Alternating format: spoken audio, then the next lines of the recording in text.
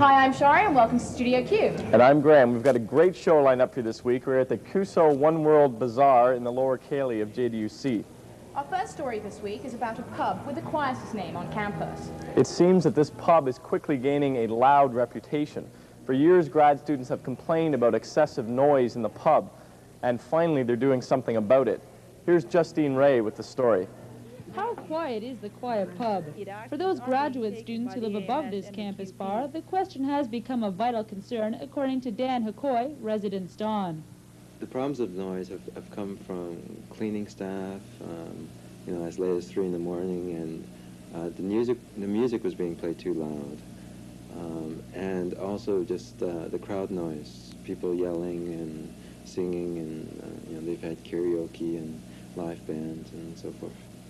When these graduate students agreed to move into this residence, it appears as if they were misled. They were told there would be background noise, but they weren't told they would be on top of a pub. Murphy dispels the rumor, however, that these complaints are a recent occurrence. When the QP was first opened back in '79, it was opened under the condition that it did have to be quiet, but starting right in about '82, noise complaints started.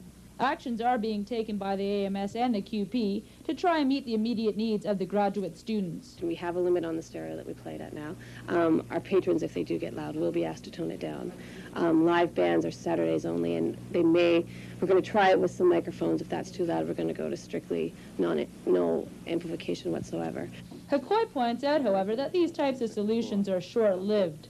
As time goes by and there's been a change in management, people either forget the original agreement or aren't even aware of it. Jess Dutton is playing a key role in trying to find a solution that will be effective in the long run to prevent further conflict of interest. We are looking into getting insulation put above the ceiling to stop a lot of the noise. And if you're talking long term, like the next couple of years, there have been ideas about moving the pub to a new location. Although the QP is an AMS organization, the ultimate fate of the pub is in the hands of a higher level of university administration, namely Vice Principal of Operations, Tom Williams. Even though the AMS owns the pub, it's Dr. Williams who holds the liquor license for the whole campus. So in that way, he could instruct us to close the pub. According to management, it would be unfortunate for many if the situation was forced to resort to such extreme measures. This is not a cut and dry situation. It's not, they complain once more, we get closed type thing. That's not fair to the student population. That's not fair to our staff. It's just not fair to anyone. And I don't think the grad students really want to see us closed completely. Dutton is rather optimistic, however, that the situation will not have to reach this level. There is potential there, but as long as we keep the noise levels at an acceptable level, the QP will not be closed. It would appear that the university is taking action to meet the demands of everyone involved. Vice Principal Williams and the director of the JDUC both refused our request for interviews to clarify their stand on the issue. Structural changes are proposed for over the holiday season, but it still remains unclear who will be footing the bill. For Studio Q, this is Justine reporting. Still to come, a look behind the scenes of Studio Q, an uncensored, uncut, unauthorized probe into the inner workings of our television show. Don't miss the lies, the lechery, the scandals, coming up on Studio Q. As you all know, 3 weeks ago we announced that Surface was dead, and then it sort of came back to life again, and now it seems to be dying once again, I think.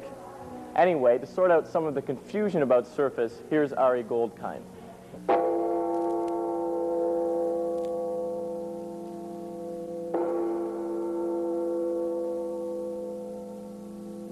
The death knell for Surface has finally sounded. Insults flew at last Thursday's ASIS Assembly meeting, where a proposal to continue funding for the paper for the rest of the year was soundly rejected.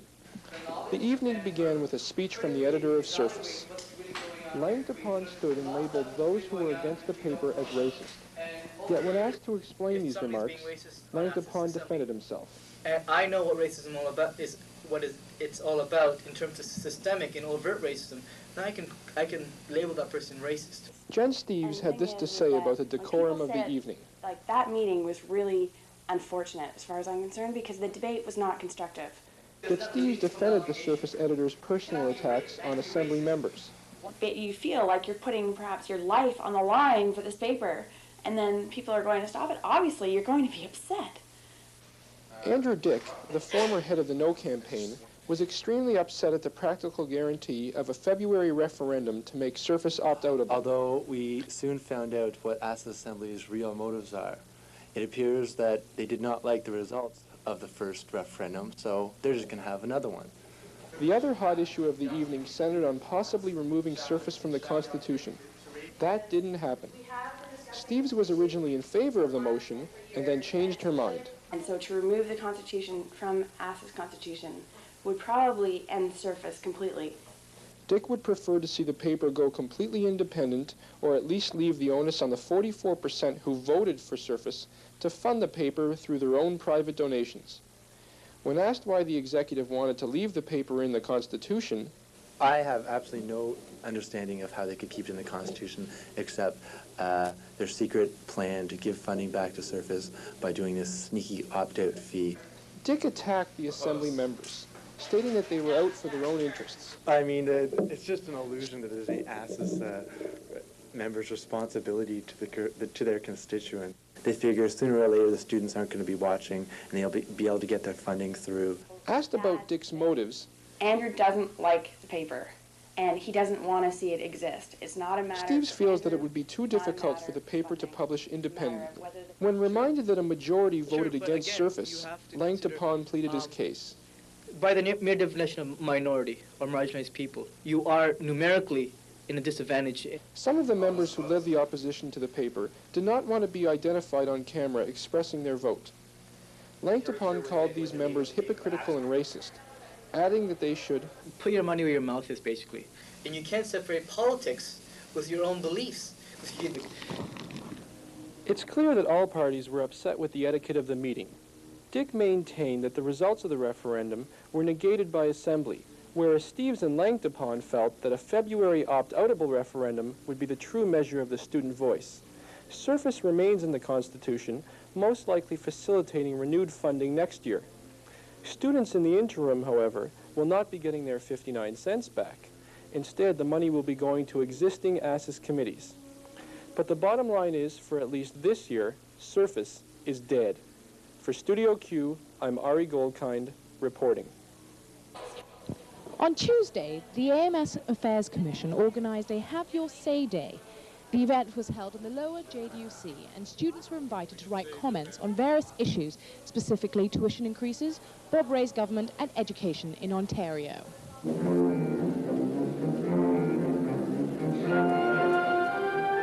Also on Tuesday, audience members were treated to the music of Queen's very own wind and percussion ensemble. The concert was held in Grant Hall, and it gave the chance for students to share some of their talent. The Queen's Anti-Racism Steering Committee is proposing an intercultural centre at Queen's to help combat racism on campus. On Wednesday night, the committee organised an open forum so that students could voice their opinions about the centre and the proposals for it. Many Queen's students are without enough food to eat. The Hidden Hunger food drive, started by the AMS, aims to raise funds and awareness to help stop this campus-wide problem. On Wednesday, students pulled together to gather food and money for the Queen's community to help their fellow students. There are about 20 to 30 students a month who use the food bank that we know of, possibly more. And so right now, they get that food from the Partners in Mission Food Bank. So by helping get food to the Partners in Mission, we're indirectly helping our students here on campus. In less than a year, the new Stauffer Library has quickly risen on the corner of University and Union. It has already unveiled its master plan, which will guide the rest of the campus into the 21st century. This will guarantee that when you return here as an alumni, you may not recognize the place. Queen's Campus Planning and Development Board met on Monday to discuss the proposals for a very visible expansion of campus. Some of these changes include making University Avenue more accommodating to pedestrians, building a new residence on Tyndall Field, and moving Matt Corey parking lot underground in order to transfer the field on top of it. If you'd like to get an advanced look, these long-term plans are on display at Douglas Library. Hi, this is Jason Lawrence. Welcome back for another week of What's on Where.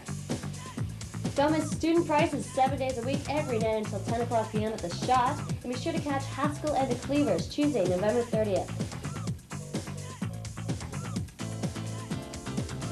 Don't miss the Quiet Club Super Nintendo competition on the big screen between 2 and 5 on Saturday, followed by live music featuring Chris Grove and Kristen Pickerskill. Sunday, close the weekend with a hot toddy and a movie. Catch Tom and Jerry and Aladdin beginning at 8 o'clock p.m. Lots of good things happening downtown at Dr. Gertie's, including Light Night every night. There's a slew of smokers Thursday, including the Bachelor of Fine Arts, Varsity Tennis, Law School Chef Smoker, and the Cleveland House Law Smoker. Don't miss the Grey Cup Party on Sunday, featuring the ever-popular band Fat Spider. Monday's Monday Night Football as usual, and catch all the live entertainment on Tuesday. Back on campus, Alfie's is hosting the Arts 96 Toga Party. Friday is cheap wings all-you-can-eat night, followed by an Arts 97 smoker. Monday is alternative night with DJ Johnny O. And Tuesday, be sure to catch the band Moist. That's all this week for What's On Where. Have yourself a great weekend.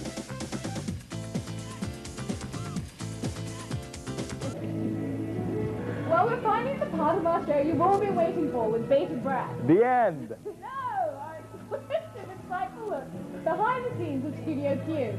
Brace yourself for something interesting and exciting. Even we can escape the prying eyes and cameras of our reporter, Stefan Teague. Have you ever wondered how Studio Q puts together such a fine show each week? Like the one you're watching right now? Have you ever asked yourself, how do they do the things they do?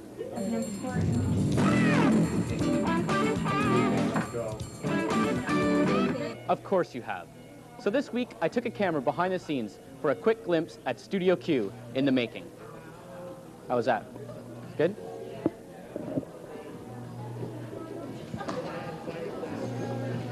It all starts 5:30 Sunday night when our executive staff of Mike, Dana, Jen, Steph, Taza, Ben, John, Greg, and Marianne get together to review last week's events and start planning for another hectic schedule. So I'm told, important decisions concerning marketing and business matters are discussed, and the preliminary lineup for the up-and-coming show is arranged by the editorial staff. Copy and then clip. Yeah.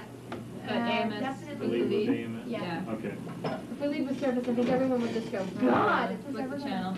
Monday nights are slightly more stressful, as a 6 o'clock general meeting of all reporters, camera crew, editors, and other important people get together to discuss crucial issues pertaining to the show. Just talking to Taza about the possibilities for our Studio Q party. This is great stuff to get on tape. Other things to talk about. Last week's show. I know a lot of reporters were here downstairs talking about it. Reporter meetings start at 5:30 sharp, as Jen and Steph gather feedback concerning last week's show and assign stories for future episodes. I want another It's Your Money done. I don't know if anyone's interested in doing that. In other words, it's filming next week. Yes. Cool. Okay. I can. Studio Q can. Once a reporter knows his or her story topic, the excitement begins. The reporter is responsible to sign out equipment and coordinate with the camera person time to film all essential footage. Afterwards, the material must be viewed to select the best shots for the story. A script, written by the reporter and proofread by Jen or Steph, is used as an outline for the voiceover, which is recorded prior to editing.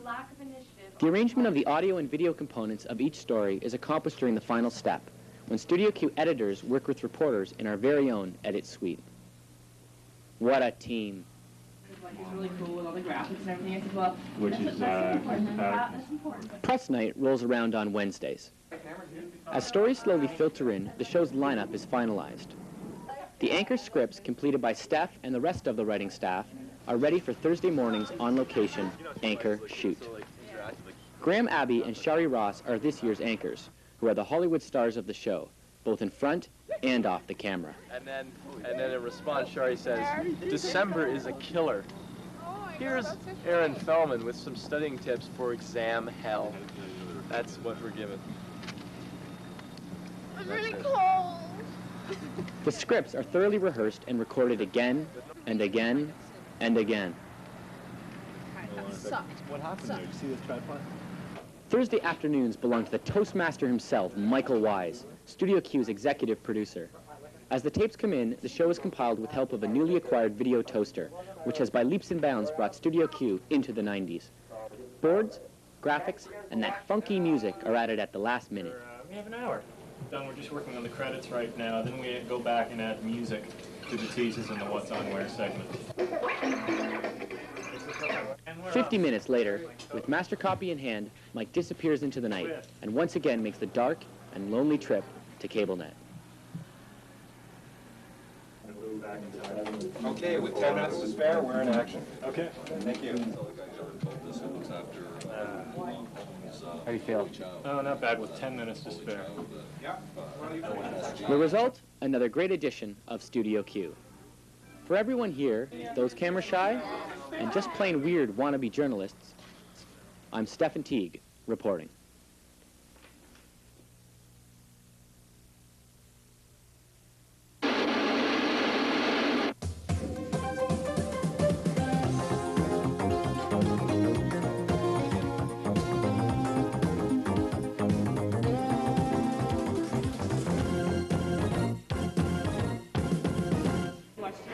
Yesterday I played an hour of Minesweeper and Solitaire downstairs in the library. Do I have to tell you this? I watched Love Connection. I'm sorry. It's what I do. I will call anyone. I'll play Pong down in the games room. Anything but work. As procrastination, I like to bake cookies. I go to the shop. Watch Melrose 90210. Drink beer. Gab with the girls till 4 in the morning. I dream about the course that I'd like to teach one day in university on procrastination. I decorate clay pots. To procrastinate, I read Business Week. Sleep. Well, to procrastinate, I just tend to pick up a pair of scissors and cut the split ends right off my hair, and that usually kills a few hours during my study time. Yeah, make plastic mugs. They also come in yellow. Make little schedules up and pay no attention to them. I do anything to stay away from this place. I think we chased each other around the house with used dental floss last night. Well, Spidey masturbates. I play video games. What I do to procrastinate? Clean my room. What I do to procrastinate? Clean the house. I'll tell you tomorrow. For those of you who are artistically inclined or who actually listened on their tour around campus during orientation week will have heard of the Agnes Etherington Center, the art gallery on campus. With its location and its exhibits, here's Susanne Currie with more. Does this look familiar to any of you? If it doesn't, it should. It's the Agnes Etherington Art Center right here on campus. The Art Center has become one of Canada's most respected and attractive art museums. Its permanent collection of over 9,000 works of art ranks third amongst provincial galleries in Ontario. Even with this sort of reputation, many of Queen's students don't take advantage of what the Art Center has to offer. Because I've never had interest in it. I'm a computer science major and never had interest in going to see art. Got better things to do with my time. Because I never have time when they have a display on that I'd really like to see. I'm not interested in art. Some students didn't even know what the Agnes Etherington was. The hall down by KGH. What do you think it might be? The Agnes Etherington, whatever it is. A building, I don't know. The founder of our school. The most recent exhibition to open at the center showcased the work and talent of the faculty members of the Fine Arts Department. The exhibition runs until January 30th, and the center is anxious to encourage students to come out. Betty Clark, the communications officer at the Agnes Etherington Art Center, had this to say about the exhibitions. Well, we have constantly changing exhibitions of contemporary and historical art, and we usually have about 25 exhibitions a year. So I think if you come in once a month, you're sure to see something different. And I'm sure students will find it a feast for the eyes and the mind on every visit. Yes, there really is an art gallery here in Queens, and everyone's welcome. The Agnes Etherington Art Center has a lot to offer. And now more than ever, with the Queens faculty members of the Fine Arts Department here at Queens putting on an exhibition, it gives us all an opportunity to come out and take advantage of our own homegrown talent. For Studio Q, I'm Susanne Currie reporting.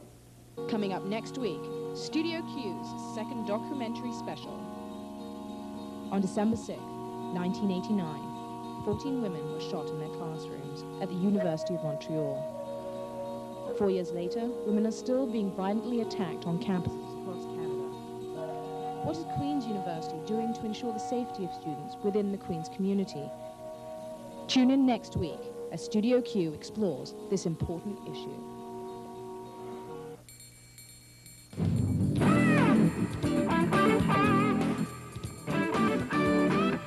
The Queen's Taekwondo Club is becoming more and more popular. Why is this club attracting so many people? With that and more, here's Owen Rogers. Taekwondo is one of Queen's largest and fastest growing clubs.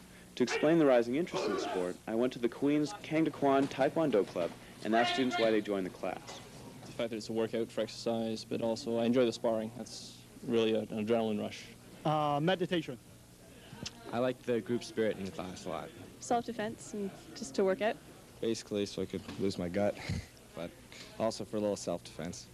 The class is taught by Mr. Sheen, a 6th degree black belt instructor. A couple of years back, the Queen's University contacted myself and Master Lawler. Master Lawler's my instructor. He's an 8th degree black belt.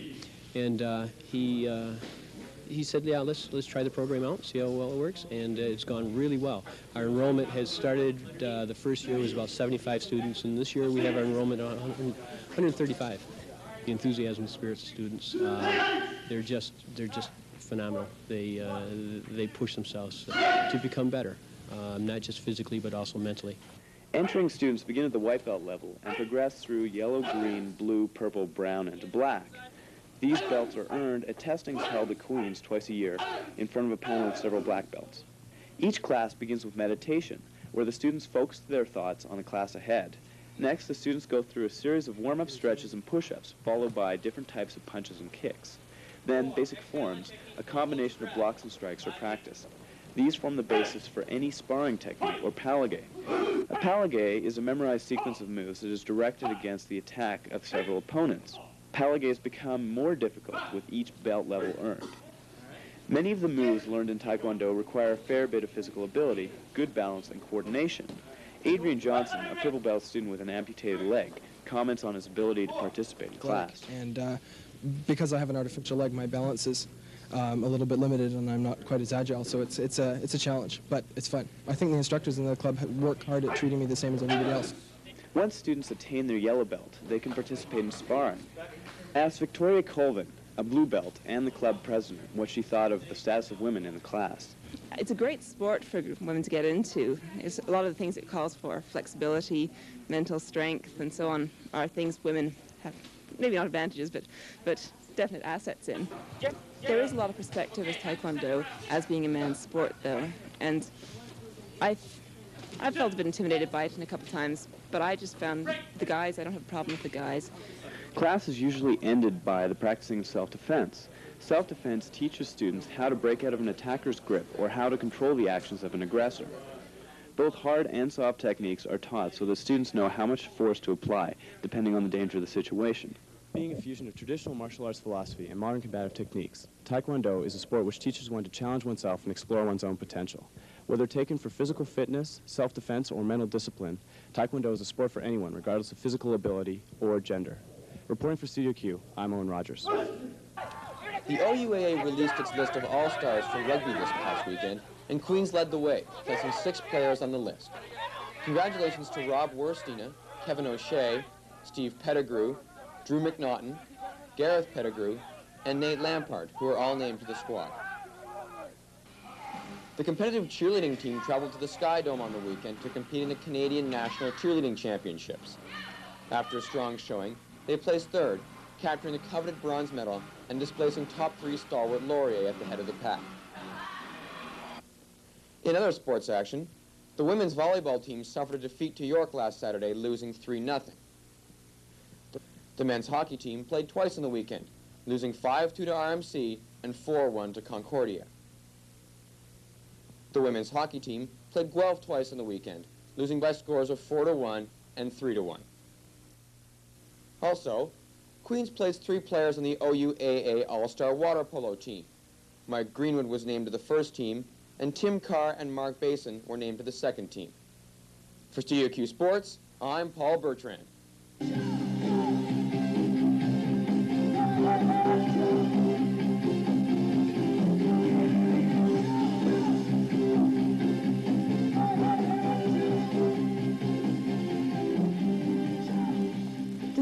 close loss to Laurentian, which ended their playoff run, last year's women's basketball team posted a 23-11 record, the best record ever by a Queen's basketball team in recent history. Coach Dave Wilson assesses last year's loss. Well, yeah, I would say that was a little disappointing. It was probably the worst loss I've had in 13 years here. Really? I mean, we played well. Yet the women are looking to bounce back with another very strong squad. We have our starting five intact from last year. Plus, we picked up a very talented player from York University who's in graduate school here now, Kathy Amira. So we have a very strong squad. With this team, when they start getting into full gear and stuff, we'll compete with virtually anybody. The team is looking towards the playoffs, especially since Queens is hosting this year's OUAs. We hope to go to the playoffs again this year. We were in the quarterfinals last year, but we hope to go even a step farther this year. Yeah. Co-captain Vicki Wilson assesses the team's strengths. I think we're working really hard in defense. We're shooting the ball well from the outside and working the inside-outside game. It's been a long and demanding season for the Gales. With practice having begun in September, the team doesn't play a league game until January. Team member Kathy Amira explains what makes it all worthwhile. It's a bonus, the fact that everybody on this team gets along well together, and it makes it more enjoyable. Yeah, good team atmosphere? Yes, definitely. Yeah. It looks like Laurentian, U of T, and Winnipeg will be their toughest competition. But with experience, ability to score, and teamwork, the Gales plan to propel themselves through another exciting season. After enjoying their winningest season ever last year, our women's basketball team is looking forward to another season and hopefully a successful playoff run.